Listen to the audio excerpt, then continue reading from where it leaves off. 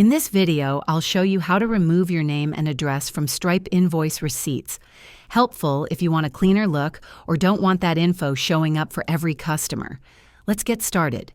First, log into your Stripe dashboard, then go to Settings in the left-hand menu. Click on the Emails tab. Scroll down until you find the Payment Receipts section.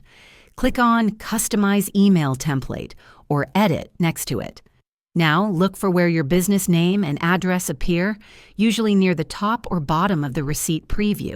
To remove them, click the pencil icon or Edit Content option, depending on your view, and simply delete the text fields containing your name and address. You can also adjust other parts of the layout, like removing extra links or changing font styles, but be careful not to delete anything essential like payment details or legal information. Once you're done editing, click Save at the bottom. If you're using custom invoice templates separately, go to Products, Settings, Invoice Settings, and make sure your business address is removed there as well. And that's it. Your Stripe receipts will now go out without your name and address attached. Thanks for watching.